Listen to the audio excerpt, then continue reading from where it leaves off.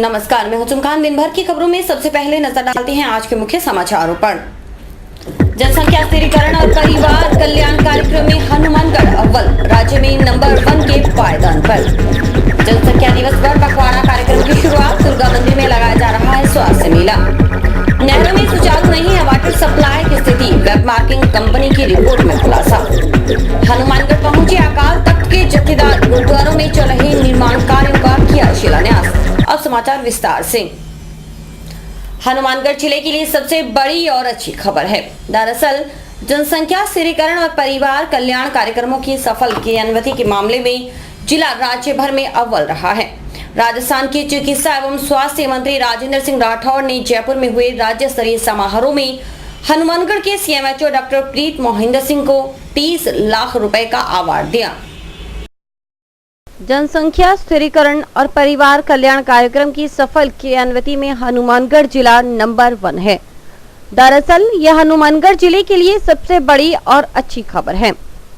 विश्व जनसंख्या दिवस के मौके पर जयपुर में हुए राज्य स्तरीय समारोह में राज्य के चिकित्सा एवं स्वास्थ्य मंत्री राजेंद्र सिंह राठौड़ ने हनुमानगढ़ के सीएमएचओ डॉक्टर प्रीत मोहिंदर सिंह को यह पुरस्कार सौंपा। इसके एवज में हनुमानगढ़ जिले को 30 लाख रुपए का अवार्ड भी मिला है।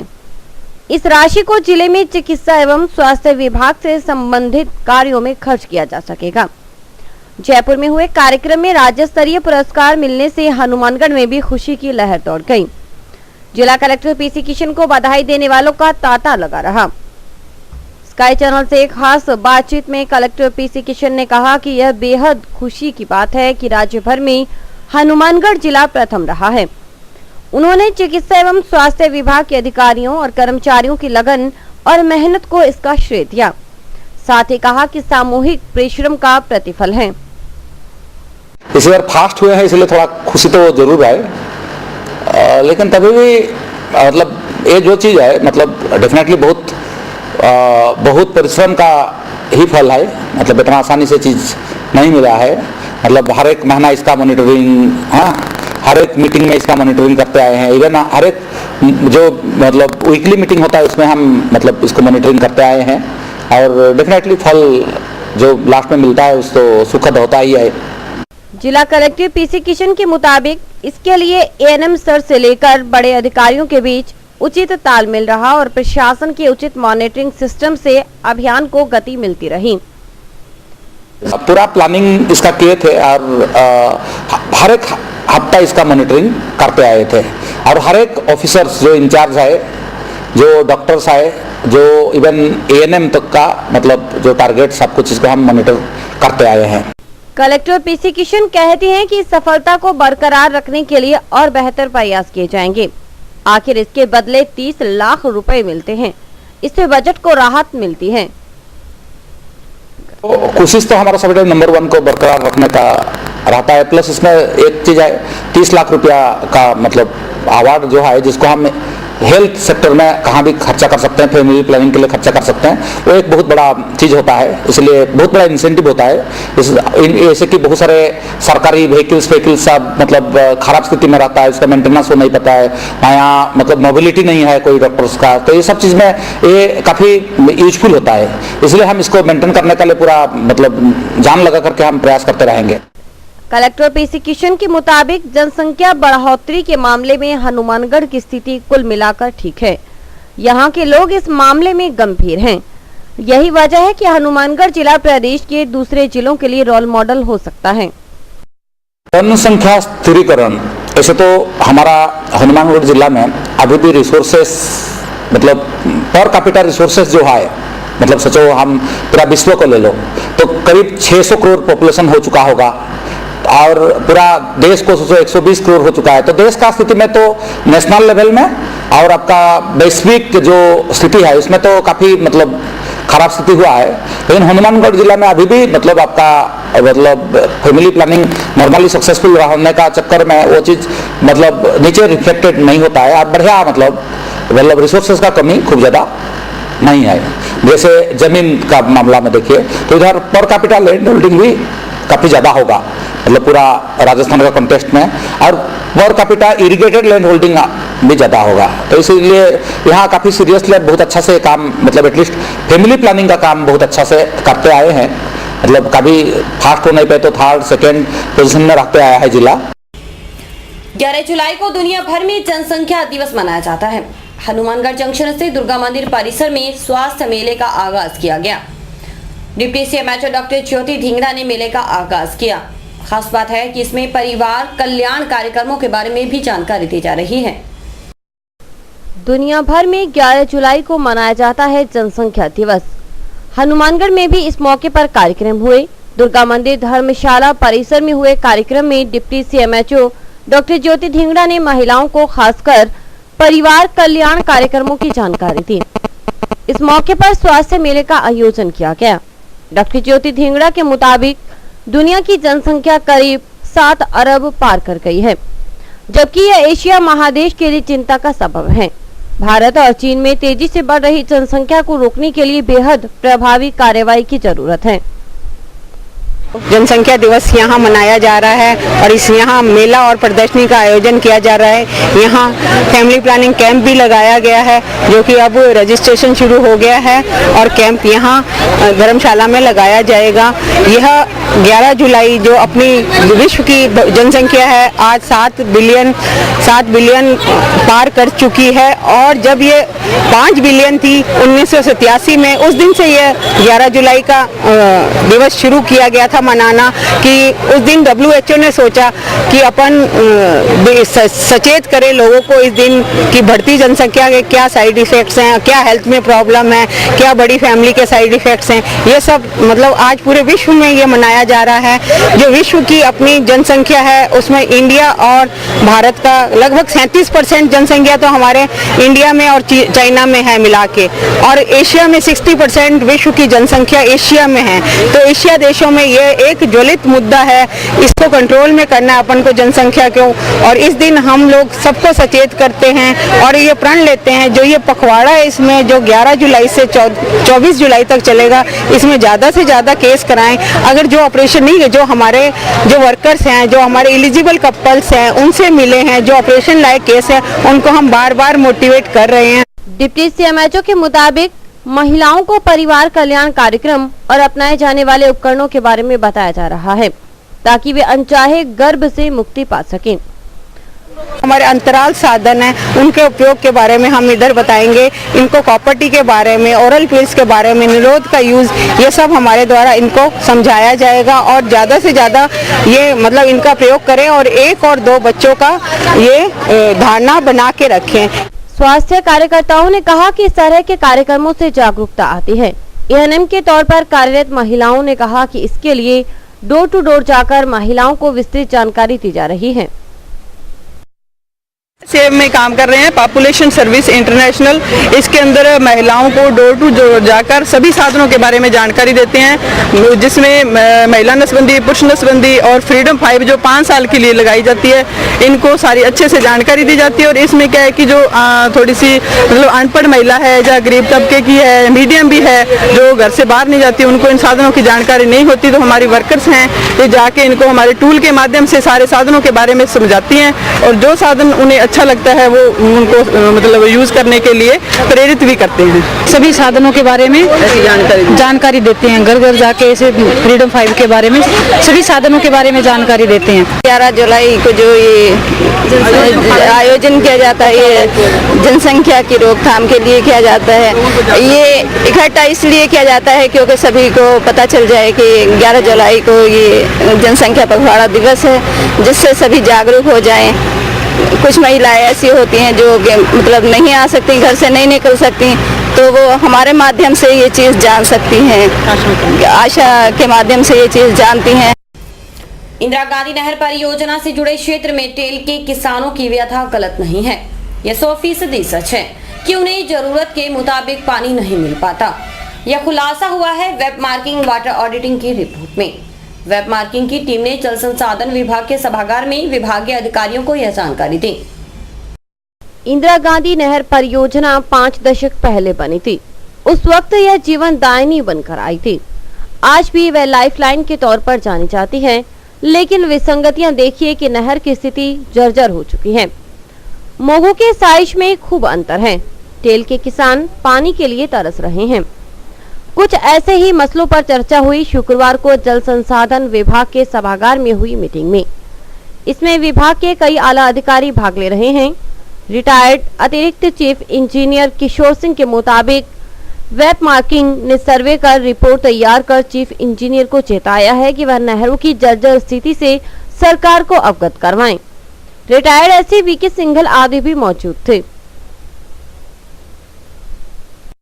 एक समझौता किया है जिसके तहत पुराने इरिगेशन प्रोजेक्ट्स की बेंच मार्किंग के लिए प्रावधान किया है। बेंच मार्किंग का मतलब होता है कि जब आपने परियोजना को इम्प्लीमेंटेशन के पहले जो पैरामीटर्स रखे थे, क्या हम वो पैरामीटर्स पूरे कर पाए हैं या उनमें डिफेक्ट है। इसके तहत ये कंसल्टेंसी दी गई थी मैसेज एनके बिल्कॉन को, जयपुर की फर्म है, और हमने इसमें पूरी कैनाल सिस्टम के अंदर पैदल घूम के विजुअली देख करके कहाँ पे क्या प्रॉब्लम लग रही है वहाँ के क्रॉस सेक्शंस लिए हैं। अकाल तख्त के जत्थेदार सिंह साहिब ज्ञानी गुरबचन सिंह एक दिवसीय प्रवास पर हनुमानगढ़ जंक्शन पहुंचे। इस दौरान उन्होंने कई गुरुद्वारों में चल रहे निर्माण कार्यों का शिलान्यास और उद्घाटन किया।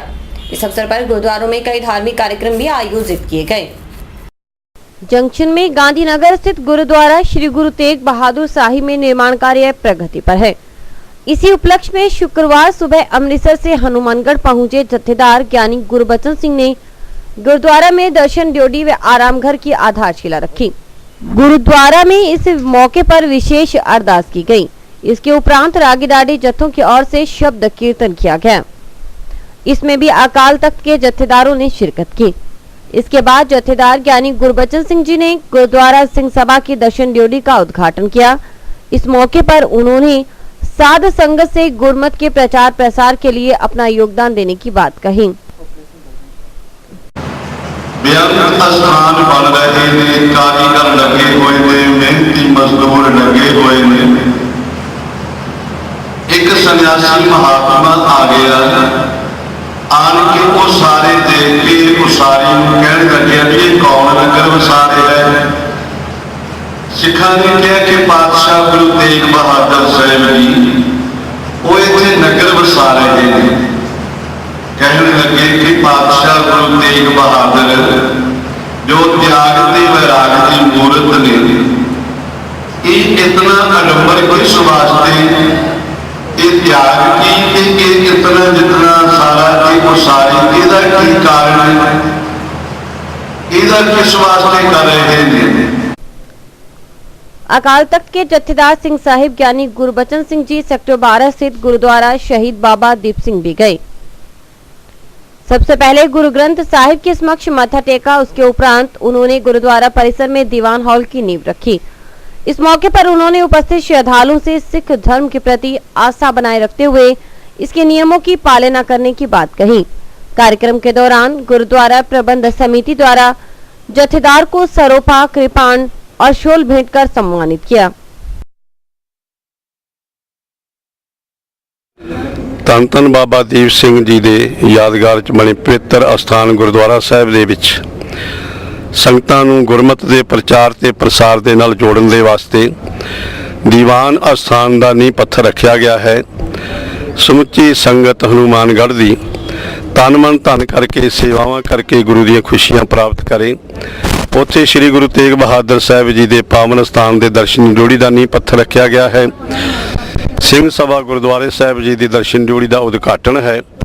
ਹਨੂਮਾਨਗੜ੍ਹ ਦੀਆਂ ਸੰਗਤਾਂ ਬਹੁਤ ਹੀ ਸ਼ਰਧਾ ਭਾਵਨਾ ਤੇ ਸਤਿਕਾਰ ਸਹਿਤ ਗੁਰੂ ਘਰ ਦੇ ਪ੍ਰਬੰਧ, ਗੁਰੂ ਘਰ ਦੀਆਂ ਸੇਵਾਵਾਂ ਔਰ ਗੁਰਮਤਿ ਦਾ ਪ੍ਰਚਾਰ ਕਰ ਰਹੀਆਂ ਹਨ। ਸੰਗਤਾਂ ਵੱਧ ਚੜ ਕੇ ਸਹਿਯੋਗ ਦੇਣ, ਹਿੱਸਾ ਪਾਉਣ ਔਰ ਗੁਰਮਤਿ ਦੇ ਪ੍ਰਚਾਰ ਤੇ ਪ੍ਰਸਾਰ ਵਾਸਤੇ ਆਪਣੇ ਆਪਣੇ ਘਰਾਂ ਵਿੱਚ ਸਿੱਖੀ ਨੂੰ ਪ੍ਰਫੁੱਲਤ ਕਰਨ, ਕੇਸਾਂ ਦੀ ਬੇਅਦਬੀ ਨਾ ਕਰਨ, ਆਪਣੀਆਂ ਧੀਆਂ ਦਾ ਸਤਿਕਾਰ ਕਰਨ ਔਰ ਨਸ਼ਿਆਂ ਦਾ ਬਿਲਕੁਲ ਤਿਆਗ ਕਰਨ, ਤਾਂ ਹੀ ਗੁਰੂ ਦੀਆਂ ਅਸੀਸਾਂ ਸਾਨੂੰ ਪ੍ਰਾप्त होणगियां। समाचार अभी और भी हैं, देखते रहिए दिन भर की खबरें। Baby happy modern PG college a brand for quality education द्वारा स्टूडेंट्स के करियर को ध्यान में रखते हुए विभिन्न प्रकार के कोर्सेज करवाए जाते हैं, जैसे MSc, MA, BCA, BBA, BSc, BCom, BA। College में वेल क्वालिफाइड लेक्चरर्स की कड़ी मेहनत से लगातार 3 वर्षों से स्टूडेंट्स ने महाराजा गंगा सिंह विश्वविद्यालय की मेरिट लिस्ट में अपना नाम लाकर शिक्षा के क्षेत्र में एक नया रिकॉर्ड कायम किया। हाय, आई एम नूरजहां। मैं BBA की स्टूडेंट हूं। मैंने BBA फर्स्ट ईयर में यूनिवर्सिटी में 3rd रैंक प्राप्त किया था। इसका सारा श्रेय मैं अपने मैनेजमेंट और स्टाफ को देना चाहूँगी, जिन्होंने यहाँ पर मुझे इतनी अच्छी फैसिलिटीज़ प्रोवाइड करवा। Simranjeet Kaur, first year, I scored 80% marks, and for this I would like to thank for Baby Happy Modern PG College. The environment of this college is very learning, and I have learned a lot of during these 2 years. College में corporate world की आवश्यकताओं को ध्यान में रखते हुए समय समय पर करियर गाइडेंस सेमिनार्स और वोकेशनल कोर्सेज आयोजित किए जाते हैं। महाविद्यालय में library, labs, wifi, playground, canteen, transport आदि फैसिलिटीज प्रोवाइड की जाती है। संस्था का उद्देश्य स्टूडेंट्स को एकेडमिक्स के साथ साथ एक्स्ट्रा करिकुलम एक्टिविटीज जैसे कल्चरल, स्पोर्ट्स आदि में संपन्न बनाना है।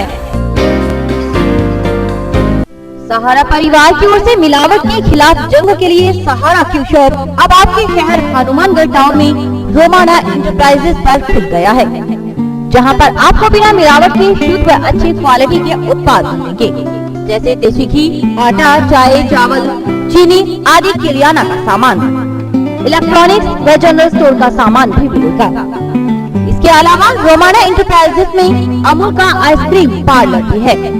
यहाँ पर अमूल के सभी प्रकार के उत्पाद जैसे आइसक्रीम, दूध, दही, पिज्जा आदि उपलब्ध है। रोमाना इंटरप्राइजेस की अन्य ब्रांचें रोमाना बिल्डिंग मटेरियल और रोमाना प्रॉपर्टी एडवाइजर। संपर्क करें रोमाना टावर, रोमाना कॉलोनी, नजदीक विजय सिनेमा, हनुमानगढ़ टाउन। हमारे यहाँ पर आपको आकर्षक कीमतों पर 32 इंच LED, LCD टीवी उपलब्ध हैं। डीजी वर्ल्ड के शोरूम पर आपको आकर्षक brand Videocon, Sansui, Kelvinator, Electrolux, Philips, Panasonic, Kenstar आदि के होम एप्लायंसेस मिलेंगे। यहाँ पर LED, LCD TV, AC, refrigerator, washing machine, microwave, water heater आदि इलेक्ट्रॉनिक सामान आकर्षक कीमतों पर एक ही छत के नीचे मिलेंगे।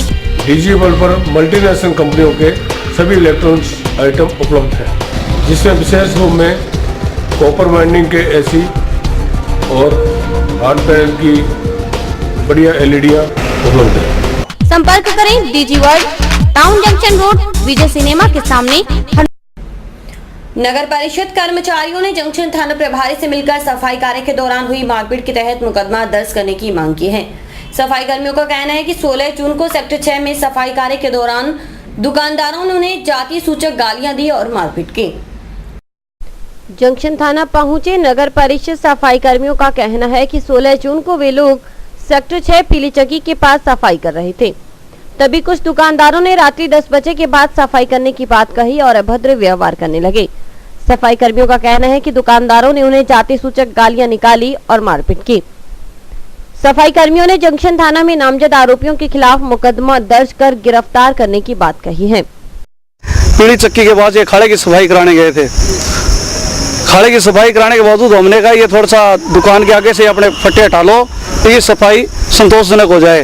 वहाँ पर शीशपाल लैंड, यशपाल छाबड़ा, नवीन डोडा, जितेंद्र, गुरुदेव सिंह ने कर्मचारियों के साथ मारपीट की, हमारे साथ मारपीट की। कहा भी सुबह सफाई का क्या टाइम है, रात को 10 बजे के बाद सफाई किया करो। उन्होंने हमें जाति सूचक गालियाँ निकाली है। अगर हमने SC/ST का मुकदमा लगा दिया है, आज CI साहब के मुकदमा दर्ज हो जाएगा। अगर मुकदमा दर्ज नहीं होता, इनको गिरफ्तार नहीं किया गया तो 15 तारीख को हम थाने के आगे समस्त सफाई कर्मचारी को लेकर यहाँ धरना प्रदर्शन करेंगे। वहीं जंक्शन थाना प्रभारी ने मामले की जांच कर कार्रवाई करने का आश्वासन दिया। नगर परिषद में कुछ कर्मचारियों ने दुकानदारों पर आरोप लगाते हुए दिया कि उन्होंने हमारे काम करते वक्त जाति सूचक गालियाँ दी और हमारा काम करने में बाधा होती है। उसका प्रकरण दर्ज हो रहा है। कुछ दिन पहले दुकानदारों की तरफ से कोर्ट से प्राप्त सजा से मुकदमा दर्ज हुआ है कि ये लोग उनसे नाजायज पैसे की डिमांड करते हैं, नहीं तो कचरा पैसा नहीं। मोदी सरकार का पहला रेल बजट किसी को रास आए या न आए, लेकिन खुद रेलवे कर्मचारी यूनियन के प्रतिनिधियों ने उसे बेकार और नीरस करार दिया है। हनुमानगढ़ में उत्तर पश्चिम रेलवे मजदूर संघ की केंद्रीय कार्यकारिणी में भाग लेने पहुंचे जॉन अध्यक्ष घनश्याम शर्मा, महामंत्री विनोद मेहता और कोषाध्यक्ष रमेश शर्मा ने कहा कि बजट में कुछ भी नया नहीं है, सिर्फ यूपीए सरकार की नकल की गई है। देश को अच्छे दिन दिखाने का दिया स्वप्न दिखाने वाली मोदी सरकार का पहला रेलवे बजट। भाजपा को बेहद खुशी हुई इस बजट से, तो कांग्रेस को लगा बेहद निराशाजनक बजट। आम आदमी तो जैसे सिर्फ वोट देना ही जानती है, उसे अच्छे बुरे से कोई फर्क नहीं पड़ता। सच तो यह है कि उसने अपने परिवार के बनते बिगड़ते बजट के इतर देश के बजट की तरफ कभी सोचा भी नहीं। लेकिन सवाल मौजूद है कि आखिर रेलवे बजट कैसा था। महज संयोग है कि हनुमानगढ़ में उत्तर पश्चिम रेलवे मजदूर संघ की केंद्रीय कार्यकारिणी की मीटिंग हुई। जाहिर है जोनल लेवल के कर्मचारी नेता बैठक में शिरकत करने पहुंचे। स्काई चैनल ने उत्तर पश्चिम रेलवे मजदूर संघ के जोनल अध्यक्ष घनश्याम शर्मा और कोषाध्यक्ष रमेश शर्मा से रेलवे बजट की सच्चाई को इंगित करने का आग्रह किया। वरिष्ठ कर्मचारी नेता घनश्याम शर्मा के मुताबिक अब तक का सबसे नीरस बजट है यह। एक तरफ पैसे का रोना रो रही है सरकार, तो दूसरी तरफ बुलेट ट्रेन का झांसा दे रही है। दोनों बातें सही नहीं हो सकती। शर्मा बताते हैं कि भारत में साधारण ट्रेनें भी निर्धारित रफ्तार में नहीं चल सकती, क्योंकि ट्रैक की स्थिति बहुत खराब है। फिर बुलेट ट्रेन को चलाने का सपना पता नहीं कैसे पूरा हो। बजट बिल्कुल नीरस बजट है। पिछले काफ़ी लंबे टाइम के बाद इतना नीरस बजट आया है। आप देखें कि शुरू के 20 मिनट उन्होंने सिर्फ कांग्रेस या पिछली सरकार की नीतियां बताई कि उन्होंने इतने प्रोजेक्ट बनाए थे, इतने पेंडिंग हैं, वो पेंडिंग हैं, और हमें बुलेट उसके वो दिखा रहे हैं। नीचे वो भी ये बता रहे हैं कि पैसों की कमी है, और दूसरी तरफ हमको दिखा रहे हैं कि बुलेट ट्रेन चलाएंगे। बुलेट ट्रेन के लिए खुद ही बता रहे हैं 60,000 करोड़ रुपए का इन्वेस्ट होगा सिर्फ एक बुलेट ट्रेन के लिए। तो जो बजट है उसके अंदर सिर्फ सजबाग दिखाए जा रहे हैं कि हम ये कर देंगे, वो कर देंगे। ऐसा कुछ नहीं है। और विशेषकर हम अगर राजस्थान की बात करें तो राजस्थान ने इस गवर्नमेंट को बहुत अच्छा मैंडेट दिया, उसके बावजूद भी राजस्थान को कोई विशेष जो मिलना चाहिए जिस अनुसार उसको मैंडेट दिया है वो कुछ नहीं मिला। और दूसरा मैं आपको एक बताना चाहूँगा, रेल बजट के अंदर हमेशा, चाहे ये गवर्नमेंट हो चाहे पिछली गवर्नमेंट हो, निरंतर पिछले 10 साल से ट्रेनें बढ़ रही हैं, काम बढ़ रहा है, लेकिन कर्मचारी घटते जा रहे हैं। और कर्मचारियों के लिए कोई योजना, किसी तरह का कोई फंड, कोई अलग से नियुक्ति की बात कोई रेल बजट में नहीं करता है। 19 लाख से 13 लाख पे कर्मचारी आगे, और उसी की परसेंटेज में जब कर्मचारी कम है तो अधिकारी बढ़ते जा रहे हैं। शर्मा कहते हैं कि ट्रेनों की स्पीड अमूमन 60 से 65 किलोमीटर प्रति घंटा है। ऐसे में बुलेट ट्रेन की 250 किलोमीटर प्रति घंटे की रफ्तार कैसे सुनिश्चित हो पाएगी। एक्सप्रेस ट्रेन चल रही है, उसकी जो एवरेज स्पीड है वो 60-65 से ज़्यादा नहीं है, और हम बात कर रहे हैं 160 से 200 की स्पीड को।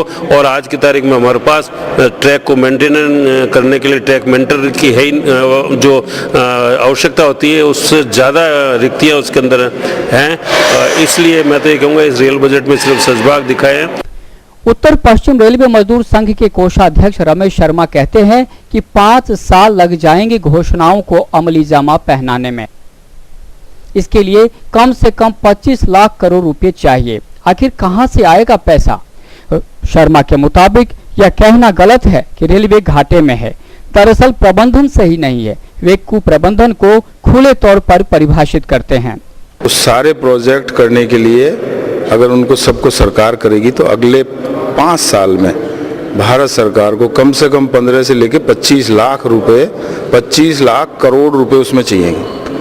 अब वित्तीय स्थिति सुधारने की जहाँ तक बात है, रेलवे के अंदर जो अपन पैसेंजर ट्रेन चलाते हैं उसमें 20, 25, 30 रुपए मिलते हैं। 100 रुपये खर्च करने पे 25 रुपये कमाई होती है, और गुड्स ट्रेन पे 100 रुपये 20, 22, 25 रुपये खर्च करने पे 100 रुपये की कमाई होती है। मतलब गुड्स ट्रेनों में कमाई हो रही है और पैसेंजर ट्रेनों में वो कमाई लग रही है, क्योंकि पैसेंजर ट्रेनों में बहुत सारी सुविधाएं रेलवे को करनी पड़ती है, बहुत सारे कर्मचारियों की उसमें ज़रूरत होती है। अब अपन देखें, जो लोग बाग कहते हैं ना कि साहब रेलवे में घाटा, या कोई कहीं से बात आती है रेल में घाटा हो रहा है, रेल में कोई घाटा नहीं हो रहा है।